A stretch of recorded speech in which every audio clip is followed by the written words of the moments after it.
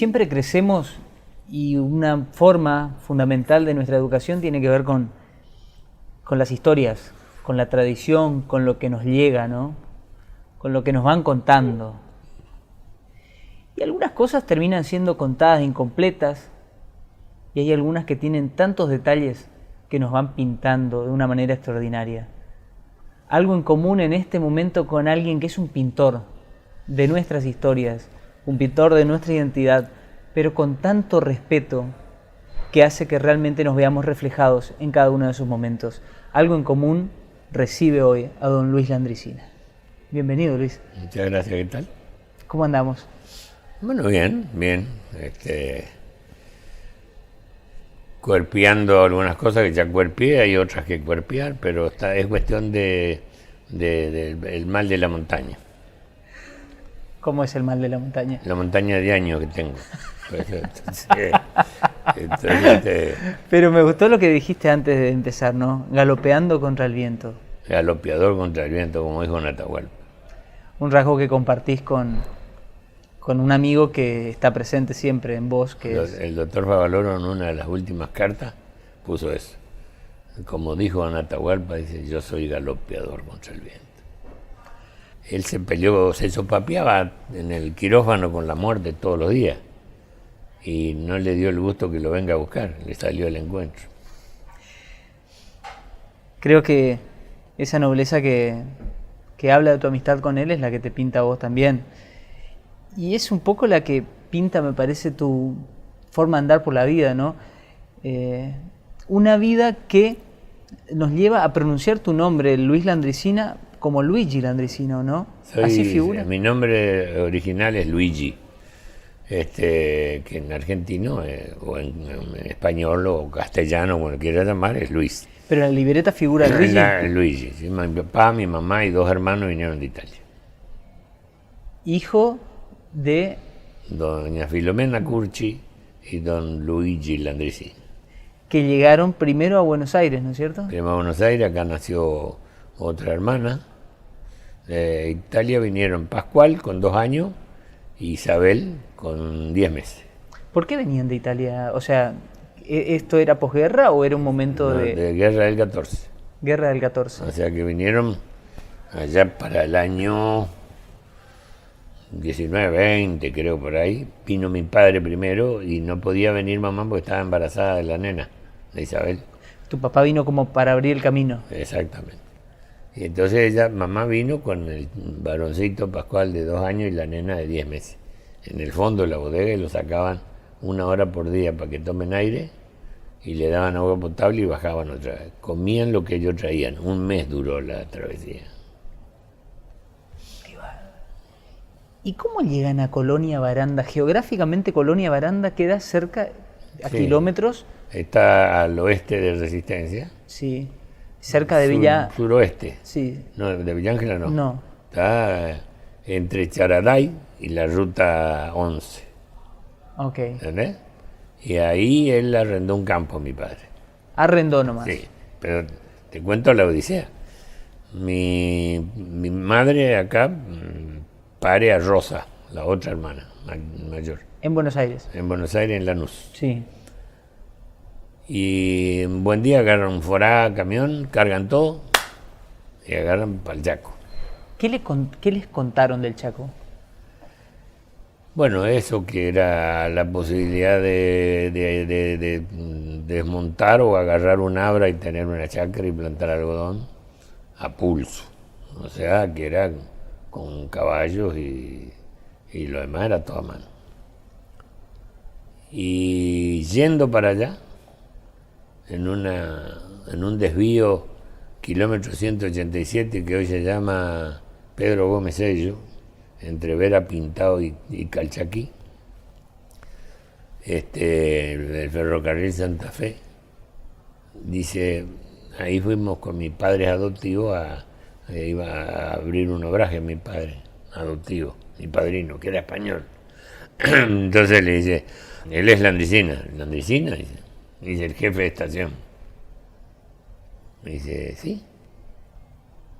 Acá año tal me pidió un tal Landricina que le preste un vagón, porque venía con la familia y la mujer en el vagón parió una nena.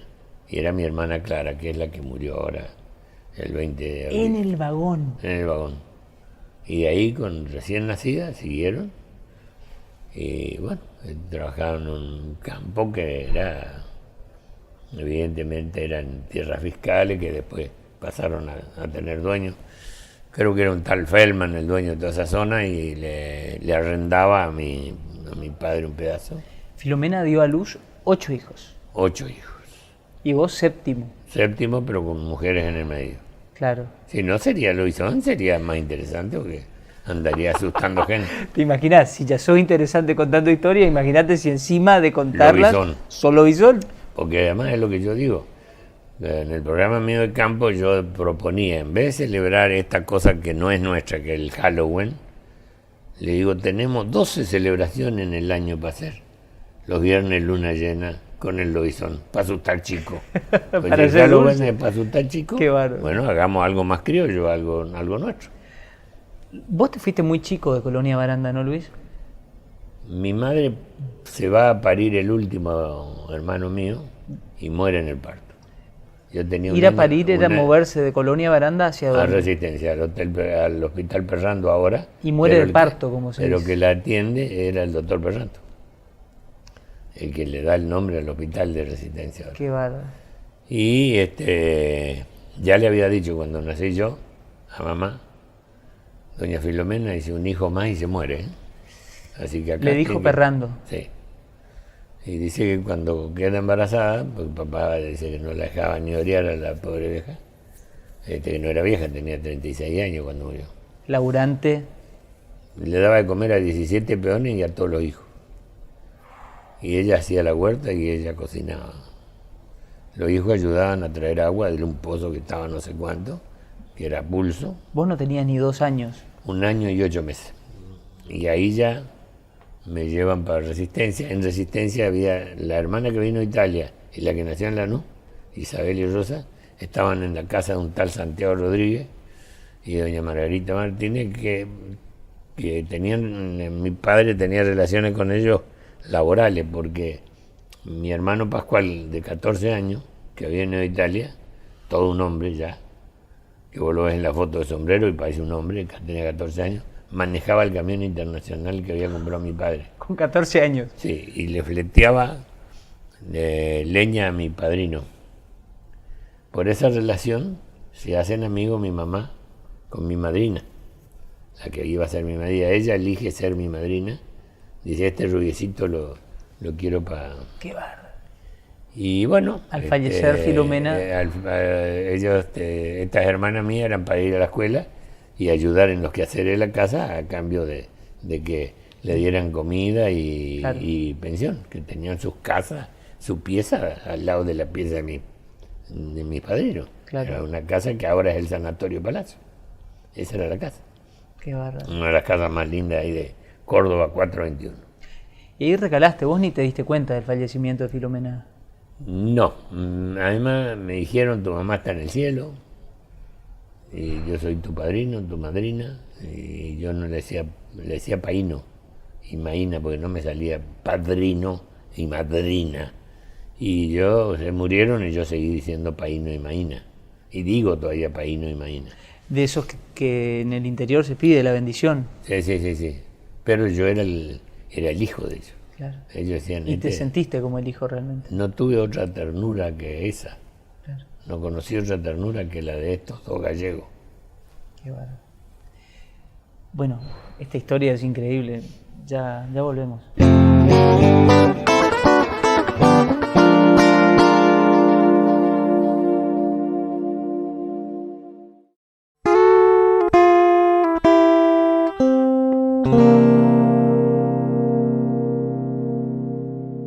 Les traigo una muy buena invitación, recordándoles que Casinos del Litoral, lo máximo en diversión, presenta todos los domingos shows espectaculares en la terraza del casino, con el atardecer sobre el río Paraná de fondo. Y para los amigos que visitan el casino del hipódromo, espectáculos fantásticos los días viernes y sábados. Casinos del Litoral, lo máximo en diversión. Ya los primeros pasos de tu vida fueron de éxodo, Sí, de la colonia a la Resistencia. Resistencia.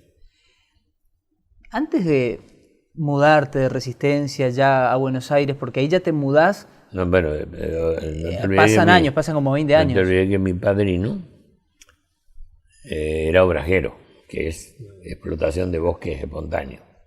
Quebracho Colorado, Cuantimá, Algarrobo, pero Quebracho Colorado. Para las forestales. Él era socio de Quijano, el que fue vicepresidente de Perón. Claro. Y yo lo conocí a Quijano siendo chiquito, tendría 4 o 5 años, que venía ahí a pedirle plata para las campañas en Corrientes. Qué bárbaro. Muy paisano era, así, muy para hablar, muy criollo para hablar era. Quijano era un tipo pulido porque era abogado, qué sé yo, Pero era... Hortensio Jazmín Quijano. Sí, pero era gaucho. Sí, lenguaje muy tipo Pepe Mujica, ¿viste? Y bueno, después hecho de estar anduvimos por otros obrajes, vinimos ahí a... Estar en el obraje cuando era venimos vivir, al obraje ese sí, de 187, de la estancia San Pedro, ahí cuando le dice el jefe de estación a mi padre adoptivo, en un vagón que estaba estacionado acá, con techo, porque llovía mucho. Por eso le pide el vagón. En ese vagón nació una hermana de él. Luis, Esa coincidencia. es como fue. Entonces como yo volver... me fui criando entre chacras y obraje. Y esa es la pregunta, ¿no? Vos, esta capacidad de contar las historias, ¿es posterior primero Cuando a las aprendo de la paisanada, Claro. cuando se galponeaba porque llovía. ¿Cuántos vos te acordás de esas historias? ¿Te acordás de... Era una infancia ahí de... No, pero eran todas para meter miedo. A propósito te lo hacían también, ¿no? No. Contaban historias los paisanos. Yo siempre digo que el fogón es un elemento aglutinador alrededor del fuego. Había una pava grande de la cual se surtían las pavas chicas porque cada uno tenía una manera distinta de tomar mate. Había quien en una olla de fierro tiraba una torta frita. Y se armaba. Ya había un tal don Serapio, que era el que mejor narraba. Vos lo mencionás ese Serapio después. Sí, claro, porque manejaba los silencios. Iba deteniendo el coso. Él decía, tenía una habilidad de él, después me di cuenta con los años yo. Pelea grande la que supo haber para una fiesta patria en la estancia del Pilar.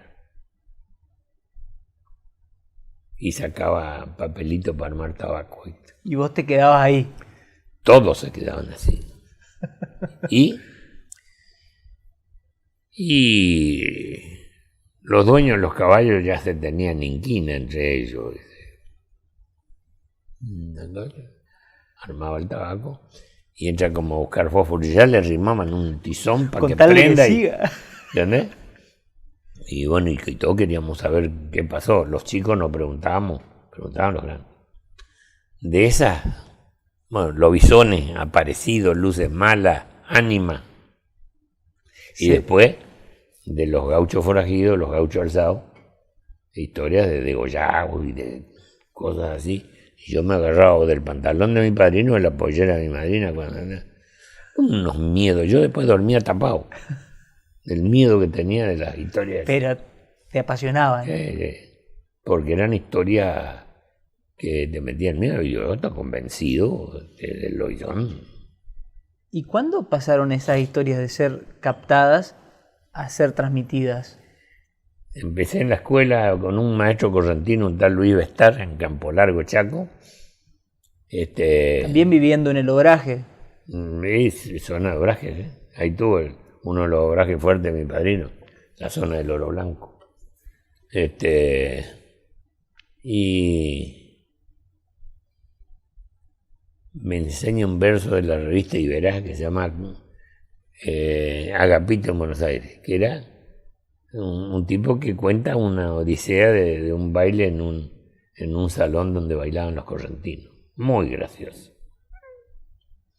que me acuerdo más o menos que decía, me fui el domingo al salón que bailan los correntinos, vestido a lo campiriño pero sin hacer papelón, con mi faja de algodón, mi tirador, mi bombacha, era colinda mi facha, y entré entre mis paisanos con el sombrero en la mano, por respeto a las muchachas. ¿Viste? Y bueno, era la fiesta de fin de año. Y el maestro te la enseña. Sí. Y yo ya iba mezclando cosas. Este era muy gracioso el verso, muy gracioso. Y a partir de ello ya iba mezclando las historias esas de los bisones y aparecidos, que a veces te pedían que escribas. Ya las otras, las graciosas. Porque mi padrino era un tipo ocurrente y mi madrina también le retrucaba. Pero mi padrino era un tipo de buen humor y muy cariñoso. La que me tenía zumbando era la madrina. Pero zumbando en el sentido de que sacaba los pies del plato, había penitencia o no había premio. O sea, si había cine, no había matiné. Claro. Y me enseñó de chico que habiendo un tramo de tierra había que regar y tener una planta. Él dice, tener un tramo de tierra y no tener una huerta es un pecado. Entonces nosotros, aún comprando el agua para tomar, tuvimos que regar y tener chacra. Teníamos huerta. Qué bárbaro. Entonces todo eso yo lo aprendí de ellos. Como el no decir malas palabras, el entrar una persona mayor y pararme yo para que tenga asiento una persona mayor. Si las personas van a conversar, el chico tiene que irse porque van a conversar. Lo grande, eso es natural. Y esperar que se siente el padrino para sentarnos a la mesa a comer, eso era normal. Pero tu padrino se divertía, él tenía un modo ya de ser ocurrente y te veía a vos que vos venías perfilado para ese lado, ¿no? Sí, pero él no me alcanzó a disfrutar. El que me disfrutó fue mi madrina, que ya me vio en el cuadro artístico de la parroquia haciendo papeles cómicos. Que ella me decía, si tú insistes y te vas a Buenos Aires tendrás suerte, me decía ella. ¿Y qué pensabas vos de eso? Nunca soñé que el gobernador del Chaco me iba a mandar a Cosquín. Y bueno, eso fue el... ¿Cuántos años eran? ¿20 años por ahí? ¿Tenías 20 años? No, tenía 28. 28 ya. Estaba casado y tenía un hijo Dino en un año. ¿Y qué andabas haciendo en ese momento? Yo arreglaba cocinas y lavarropa. Pero ya tenía una pulpería que se llamaba La Trasnochera, que era un fortín de palo a pique de 25 por 50, un palo al lado del otro, un mangrullo de 12 metros de alto, donde tengo una foto que está subido ahí, Eduardo Falú y Menoldo Díaz, que era un pintor que pintaba caras de los hermanos Huichí o de los con que le llaman ahora, que nosotros decíamos toba. Sí. Y están subidos los dos. Tenemos la foto esa que están subidos al mangrullo. O sea que digamos que te la rebuscabas por todos lados. Sí, sí. Arreglabas cocina, lavarropa. lavarropa. Teníamos un conjunto además los cardenales, se me muere uno de los hermanos Gamarra, y ya después se armó el conjunto, los cantores de Chaco y Monte, donde la primera voz era Jovita Díaz. Por eso yo cuando voy a Cosquín, la invito a ir a ella, junto a Marcial Suárez, que era de Barranquera. ¿Y vos en qué condición vas a Cosquín? Integrando la delegación del Chaco que salía de Resistencia y que estaba hecha por la Peña Martín Fierro. Como un recitador. Sí, recitador y cuentista.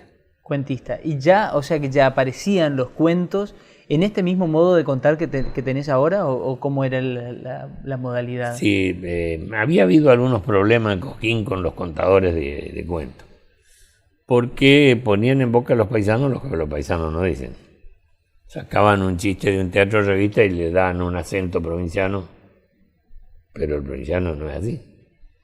Hoy en día el hombre de campo todavía tiene intacto su pudor. Tipo que todavía se saca el sombrero, dice una mala palabra porque se me pegó un martillazo en el dedo, o la reja le cortó la punta del dedo gordo, y mira para ver si hay mujeres para pedir disculpas. Dice, disculpe doña, no la vi.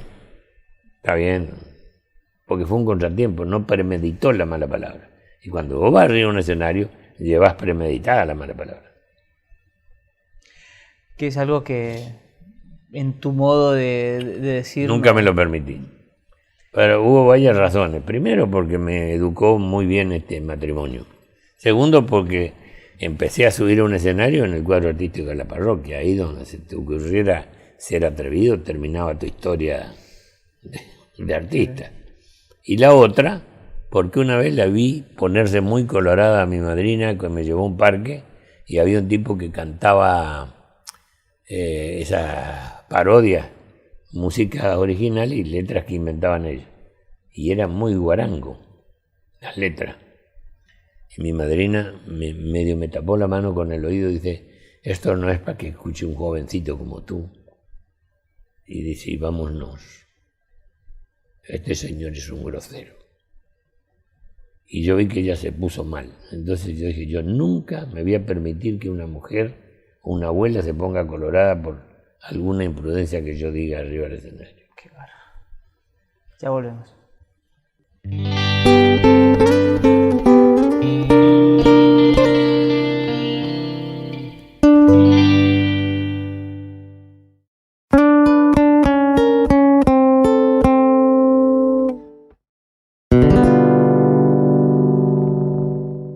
El Hotel Panamericano es un pedacito de nuestra querida Corrientes en el corazón de Buenos Aires. El nivel 23 te brinda una maravillosa vista de la ciudad, declarado Mirador de Buenos Aires por el gobierno de la ciudad, con una piscina climatizada y un gimnasio con tecnología de última generación. El spa ofrece todo tipo de masajes y también una cámara hiperbárica. Cuenta también con un servicio único, un médico esteticista que realiza en el hotel tratamientos no quirúrgicos. Por consultas, comunícate al 011 4338 5322 o visita la página www.hotelespanamericano.com. Es la capacidad de observación.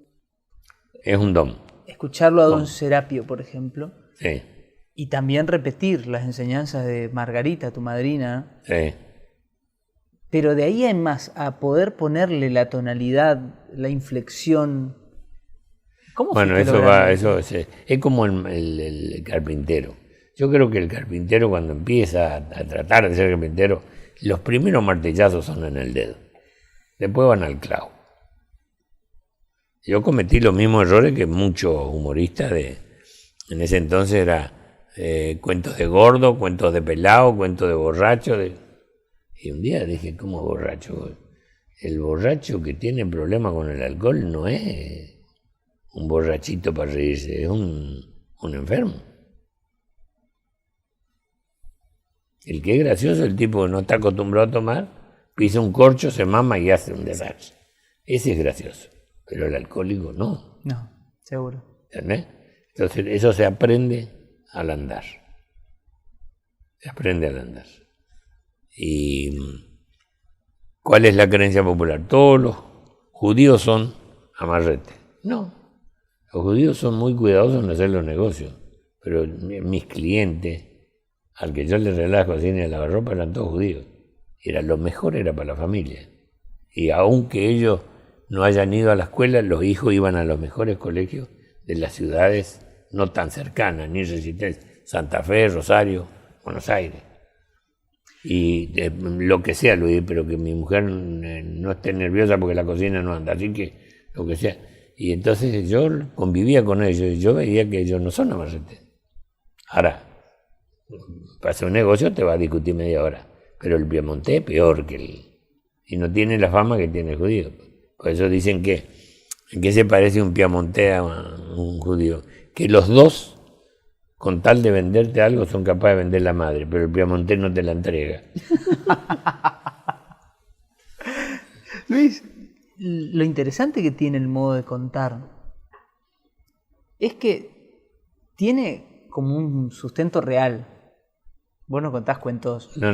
Yo trato... primero, no hablo de lo que no conozco. Hasta el punto que hay un cuento que yo hago muy conocido, muy querido, muy famoso, que hablo de Cuyo, porque las veredas de Cuyo ya habrá visto que se le pasa el lampazo, no se le pasa la escoba. Brillan. y tienen la sequía cuando termina la ahí. vereda. Y tienen el famoso plátano que tira mugre cuando se deshoja porque defolia, y vos eso, impecable. Uno de los orgullos de los cuyanos, la vereda, ¿no? Entonces digo, yo voy a contar una historia de una vereda de un pueblo de Cuyo, pero no les voy a hacer el acento porque no lo sé hacer. Entonces yo voy a hablar como hablo yo, usted ya sabe cómo hablar cuyano. Esto pasó en Cuyo.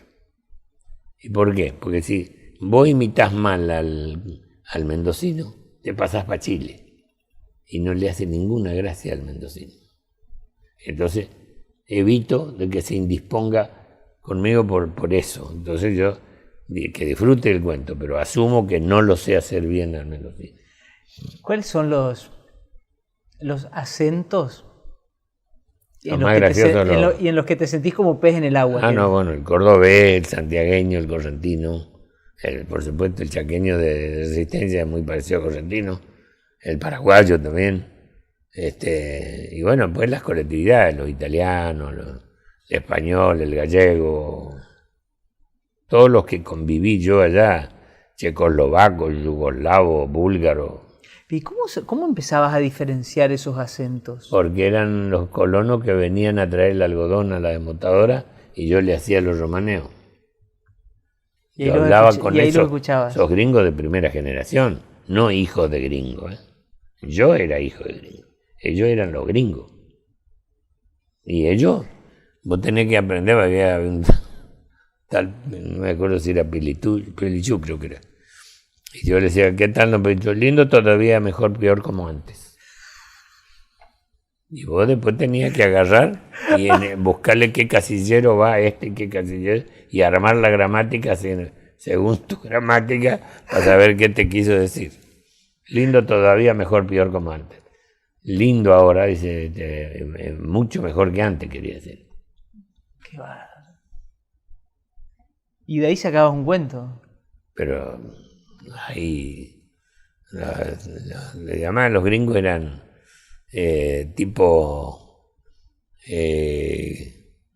siempre venían con algo. Yo los apreciaba mucho y los aprecié más de grande cuando me di cuenta lo que hacían estos gringos, porque ellos venían con el algodón subidos allá arriba, agregaban una yunta más de caballo a los 3 que traía la volanta y venían allá arriba haciendo equilibrio para traer más algodón en el viaje, porque a veces tenían que hacer 5, 6, 7 leguas. Y cuando no traían algodón, venían a vender lo que producían. Y con lo que vendían, compraban lo que no podían producir. Querosén, harina, hierba, azúcar. Pero en la chacra tenían frutales, tenían vaca para la leche, hacían la manteca, hacían el queso, traían lechones, traían zapallitos, traían pepino, traían sandía, según la época, huevo, crema. ¿Y cuál es seguís yendo, a pesar de que quizás ahora con menor frecuencia seguís disfrutando del interior? Yo estoy viniendo ahora de Formosa, de estar en el cumpleaños de un amigo con el que estuvimos trabajando juntos cuando la gran inundación de allá del 81, 82, que arrancó con Formosa, y él era gobernador, se llama Rodolfo Riner. Y cumplí 80 años, así que me fui en auto, en 2 etapas, para ir, ya no voy como iba antes, de un solo tirón. De un solo tirón y bastante rápido también, ¿no? Más o menos, yo pie fierro, me decían, pate fierro. Y de ahí me vine a mi pueblo, a Villángel, que digo siempre, a visitar son los parientes por vía de mi mujer y mis muertos, que no son únicamente mis padres adoptivos, sino los que yo había elaborado como parientes porque eran parientes de mis padrinos, y los amigos, que son los parientes que vos elegí, que están ahí más adentro que afuera. Es el momento de pasar por Villa Ángel. Ah, sí. ¿Y seguís encontrando? Si yo voy a Villa Ángela, por muy apurado que esté, y no paso por el cementerio, es como que no fui a Villa Ángela. ¿Y es a donde también te gustaría terminar? Sí. Luis, ¿seguís encontrando los personajes en el interior hoy que la gente habla de la tecnología, del desarrollo, de máquinas que se metieron en los campos, la idiosincrasia, la fisonomía de la gente que es la sustancia de tus historias? ¿Sigue estando? Mira, yo tengo por ahí un cuento donde digo que el pescador es tan fanático que nosotros tenemos el río más cerca, 250 kilómetros, y tenemos club de pescadores en Villa Ángela. ¿Sabes dónde pescamos nosotros? En las represas de las estancias, en los grandes zanjones de aliviada que había. Que ahora me fui yo a uno de esos zanjones a pescar anguila. Bueno, sacamos unos moncholos, unos dientudos. Pero yo, por ejemplo, a mí me encanta la anguila.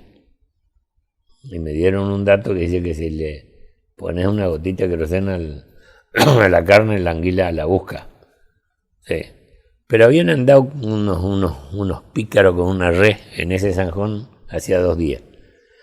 Y habían sacado todo. Pero fui a eso. Me parecía una pavada, pero para lo que somos, que hemos pescado tararira en una represa, a nosotros es un lujo eso. ¿No es cierto? Claro. Y bueno, voy a visitar a ese amigo que iba conmigo, que era Gatti, que lo menciono esa vez. Está muy viejito, pero está. Y son los amigos que yo voy a... También los sobrevivientes de mi época, ¿viste? Que me conocieron a mí de la cocina, de andar en una bicicleta con un cajoncito de madera. Y siempre tienen algo para contarte. Ahora fui a pescar a ese lugar y había un peoncito de un señor. Y él tiene unos cuantos peones. Y uno de los peoncitos vino para acompañarme mientras yo pescaba con mi sobrino. Y al rato dice, espéreme que voy a traer mi línea yo también. Bueno, ¿y te contó una historia? Sí. Bueno, esperanos, contanos la historia después de esto.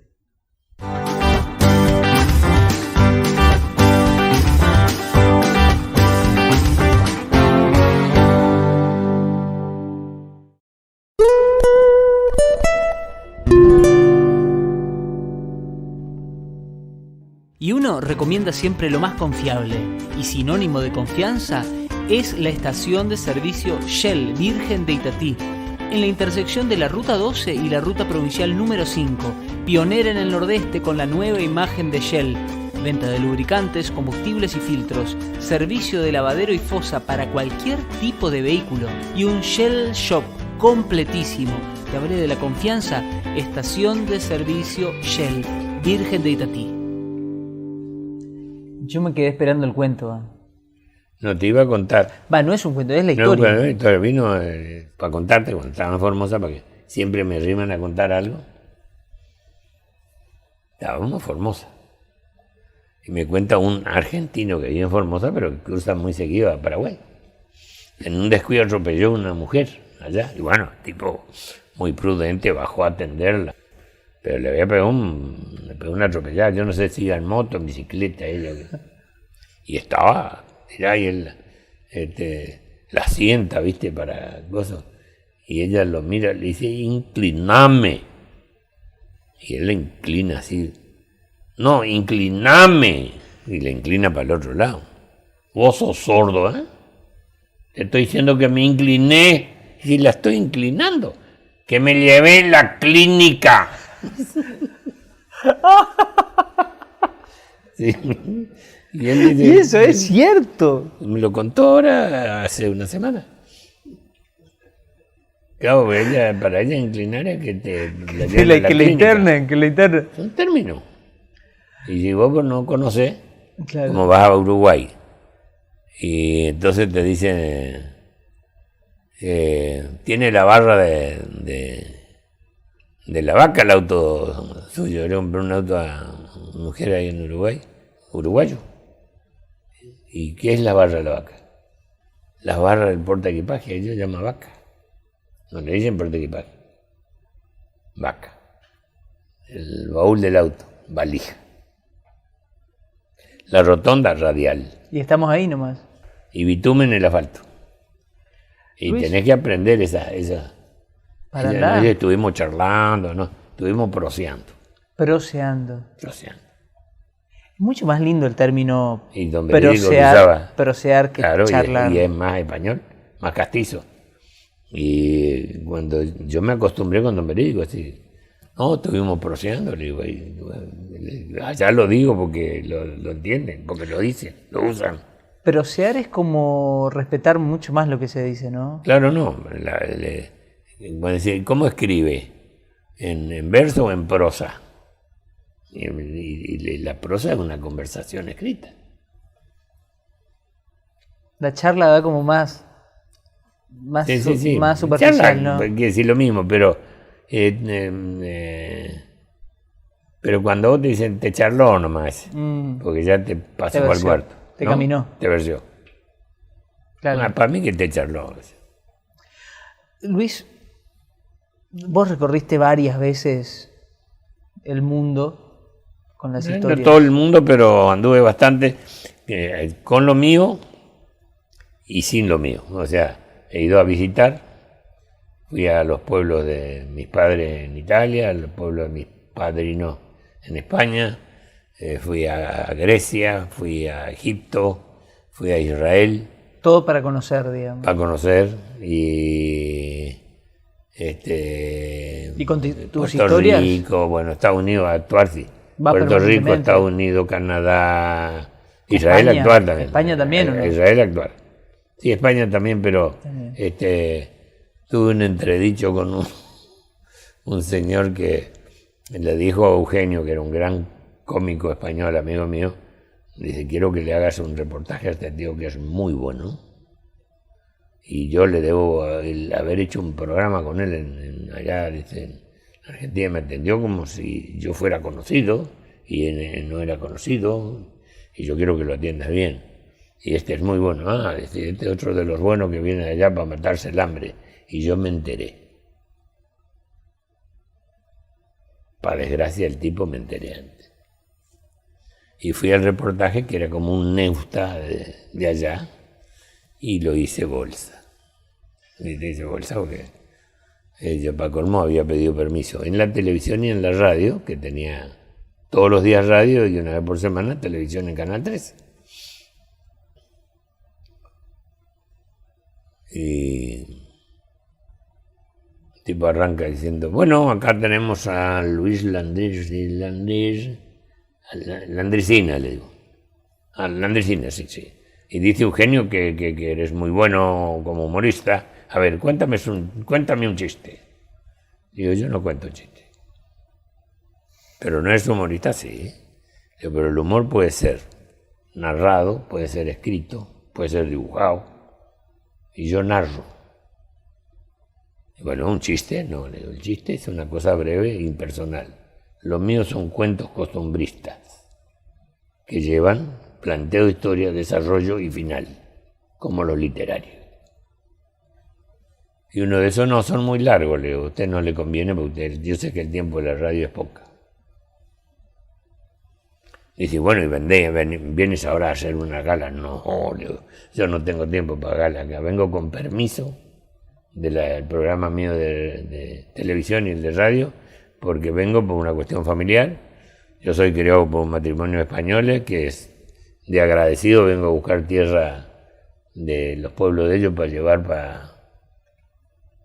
para la sepultura de ellos, porque soy agradecido, y porque mi mujer es hijo de españoles y vamos a visitar también el pueblo del padre de mi mujer. El tipo estaba cada vez más descolocado. Y entonces me dice, bueno, pero si no venís ahora a hacer una gala, vendráis entonces, aunque sea para los 500 años del descubrimiento de América.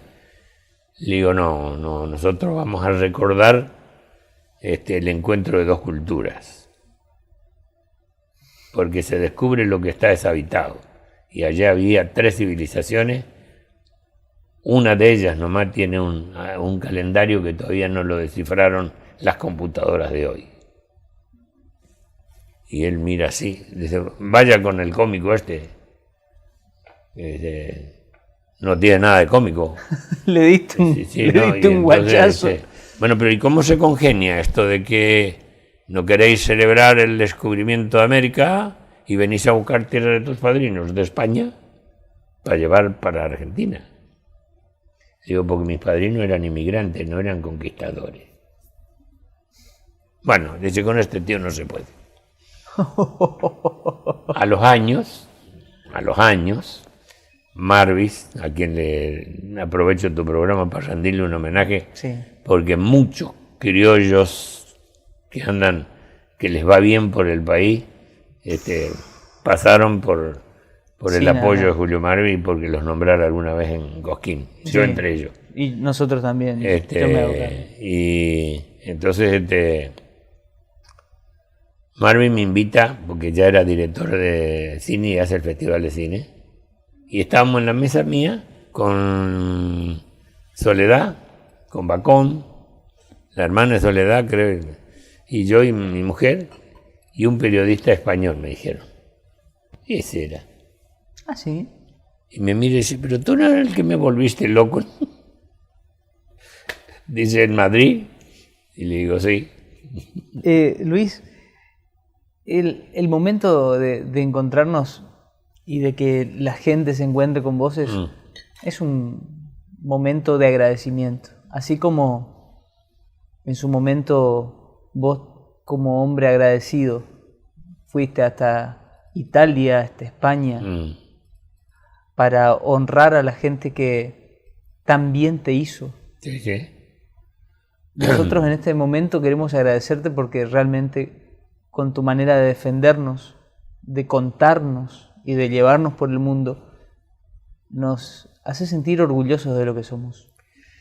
Y yo, ya que estamos en tren de agradecimiento, bueno, primero eso que decía, agradecerle a Dios el don, porque no hay escuela para graciosos. ¿Ah? Después, el don del poder de observación y tener capacidad para dibujar en el aire con palabras lo que yo quiero que la gente vea. Ese es otro don. Agradecerle a todos los que hicieron posible que uno llegara, como el gobernador del Chaco, el intendente de mi pueblo, el doctor Pastor, que era ministro de Salud Pública de la provincia del Chaco y era padrino de casamiento mío. Entonces todos y fueron para que yo vaya a Cosquín. Alentaron tu vida a Cosquín, que te cambió la vida. Y después, cuando vine acá, Vittel me manda a ese hotel de don Pepe y don Joaquín Lozada, aquí en Bernardo de Goyen al 500, donde paraba Vittel. Y ahí yo me encontré con otros dos leoneses como mis padres adoptivos, que fueron como unos papás también, tipos cariñosos, afectuosos, que me hicieron que Buenos Aires no me chocara tan fuerte, porque es un cambio grande, es también un exilio. Claro. ¿Entendés? Porque Buenos Aires no te pone palos en la rueda, pero tampoco dice vení que te ayudo. Claro. A tener que hacer vos tu lugar y ganarte tu espacio. Y a ser agradecido también a la gente de todo el país que siempre aceptó mis cosas, especialmente ustedes, los correntinos. Esto que pasó en enero de este año, en la fiesta del chamamé. En la fiesta del chamamé, o cuando me trajeron acá para hacerme un homenaje también Nito Artázar y Bacón en el Viva el chamamé. Claro. Porque yo me crié escuchando